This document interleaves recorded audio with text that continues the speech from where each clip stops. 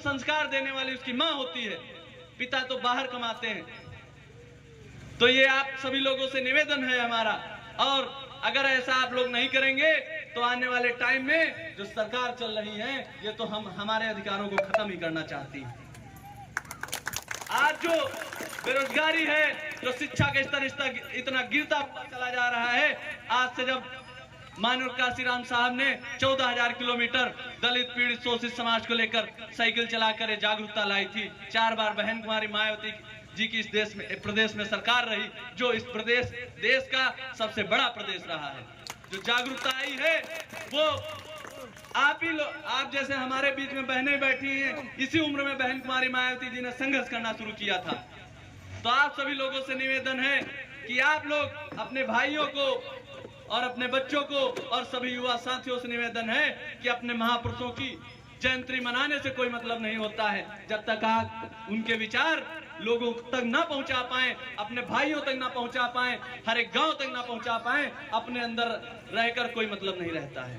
हम यहाँ इतनी दूर से चल के क्यों आए उन्नाव से कि शायद हमारे विचार आप लोगों के बीच में कुछ बदलाव ला सके। नहीं, क्या मतलब, मैं तो जागरूक हूँ ही, मैं तो बाबा साहब को मानता हूँ, मैं तो देश प्रदेश कई राज्यों को घूम चुका हूँ, कई जिलों को घूम चुका हूँ, क्योंकि कहीं ना कहीं मुझे लगता है कि ये जो सरकार है ये हमारे अधिकारों को खत्म करना चाहती है। आपको पता होगा कि आज से 2017 में जब एक गवर्नमेंट आई उसके पहले हाई स्कूल की रजिस्ट्रेशन फीस 60 रुपए हुआ करती थी।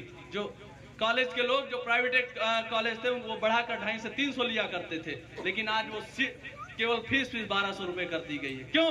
क्योंकि उनको पता है कि शिक्षा वही जो बाबा साहब ने कहा था, शिक्षा वो शेरनी का दूध है जो जितना पिएगा उतना ही दहाड़ेगा।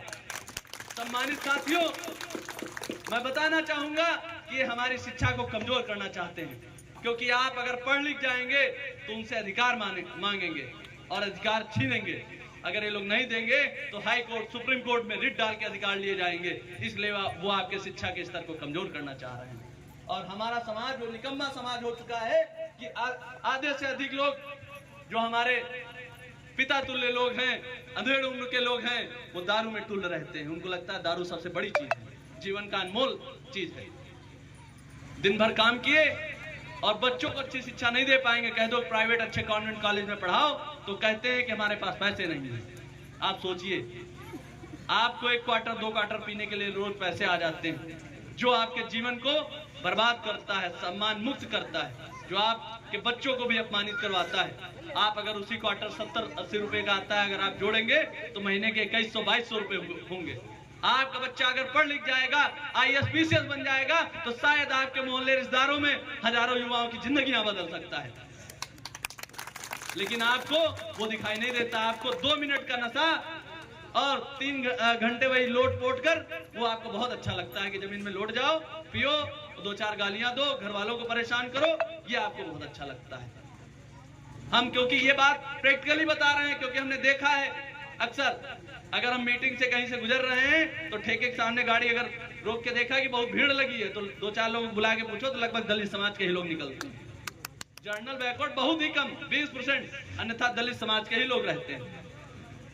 आज जो महाकुंभ हुआ है, मैं किसी आस्था पे ठेस नहीं पहुंचाता हूं, लेकिन महाकुंभ में जाने वाले जो आज रोज देखते थे 10 लाख 20 लाख 40 लाख की भीड़ होती थी, अगर 40 लाख जा रहे हैं तो 30 लाख SC समाज के लोग होते थे। क्योंकि धर्म के कंधे, जो आपके कंधे पे गोलियां चलाई जाती हैं, वो आप हैं। धर्म की लड़ाई लड़ने के लिए आपको आगे किया जाता है, लेकिन जब वहां बात आती है कि मंदिर का पुजारी किसी दलित को बना दो, तो वो नहीं, वो केवल वही 3 समाज के लोगों में से एक ही बनेगा। जब लड़ाई करनी होगी, संघर्ष करना होगा, आपके अधिकार की बात आएगी तो आपको निकाल के फेंक दिया जाएगा। आप अछूत दलित हैं, आप उनमें नहीं आते हैं। जब तक आप आवाज नहीं अपनी उठाएंगे, वोट का अधिकार नहीं मांगेंगे, आप 1% आवाज उठाने लगे, आपको पार्टी से बाहर कर दिया जाएगा। चाहे जितने आज हमारे जिले के 2 विधायक हैं SC, बाबा साहब ने आरक्षण किस लिए दिया था कि चाहे जो पार्टी के लोग हों, अगर हमारे समाज 2 आरक्षित अगर जिले में सीटें कर रहे हैं, पूरे प्रदेश में 86-87 सीटें आरक्षित हैं।